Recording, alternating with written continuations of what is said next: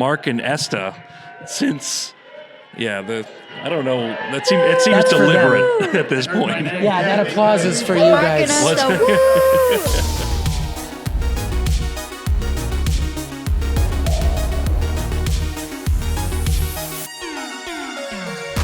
Hello, everybody, and welcome to Den of Geek Studio at San Diego Comic-Con. We are here with the lovely and, quite frankly, gregarious folks behind AMC's Mayfair Witches. What does gregarious mean? Mark and Esta, since, I don't know, it seems deliberate at this point. Yeah, that applause is for you guys. I wanted to talk about the adaptation of Season 1 and Season 2 in particular, because like Interview with the Vampire, your cousins at AMC, you have the benefit of kind of having the whole multiple books going in, and you borrow bits from here, from there. What did you look at from Book 2 in the series, Lasher, for going into Season 2 of Mayfair Witches? As it was in the first season, there is just an abundance of riches in the book. It's a massive book, so many stories. There's a whole chapter that's, Julian Mayfair's story. There are chapters for so many of the characters. So you're just kind of diving in. I always think it's like walking into, Aladdin's cave or something. You're like, I'll take that jewel and that jewel and that jewel. So we have so many pieces of the book, but we've put them together as a narrative that's an adventure following Rowan, because that's sort of the mission of our show, is to make it Rowan's story. We're enriched by so many of the different sections in the book, but obviously we couldn't do it all. There's just so much there. Anne Rice has given us so many riches that we've allowed, I think there's so much to build from. And I think in an adaptation, you never want to be literal. You want to be true to the spirit.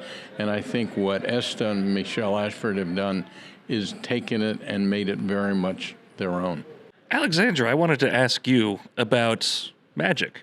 Every story comes along with kind of its own logic for magic and how things work. Did Esta and Mark kind of break things down for you about how Rowan's powers work?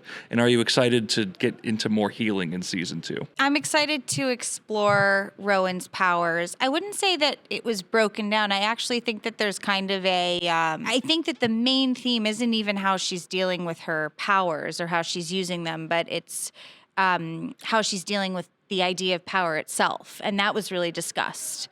What do you do if you're given all this power and you're given all this money and all these things?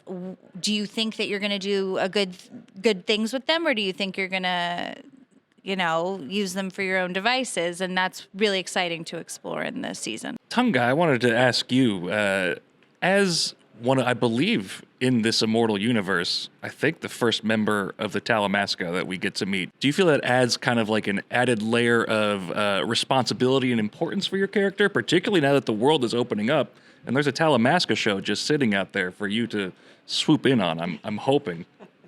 Right? That's a Mark question.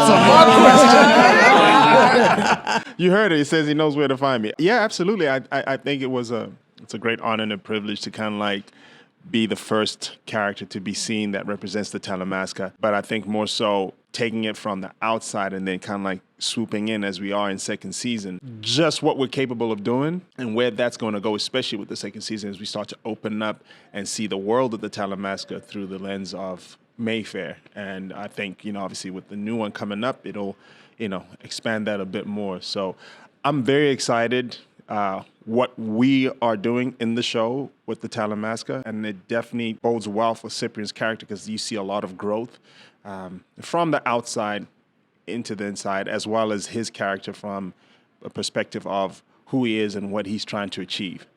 So I think those are the two journeys that we see for Cyprian's character in Season 2.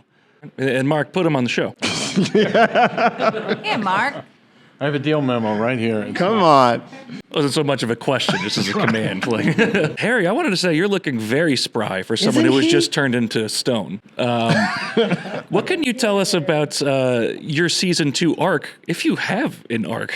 Thank God that they got me out of the statue. That did happen. Thank you for that, Esta. Gave me some lines to learn, some things to do, some things to concentrate on. I have to say the arc for Cortland is extraordinary this year. I can't go into why or how, but something happens during the course of the second season that is going to blow people's minds who are Cortland fans. So I can't say what it is, but it's a big, big thing.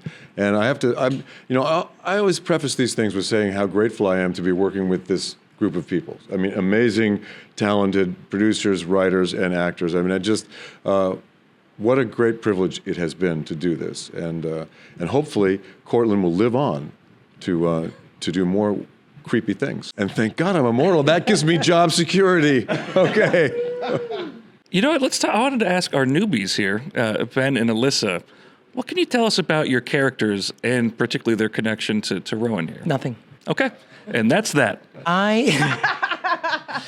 Mine's the easiest because I don't have to mess with any of the witchcraft. I'm an ex.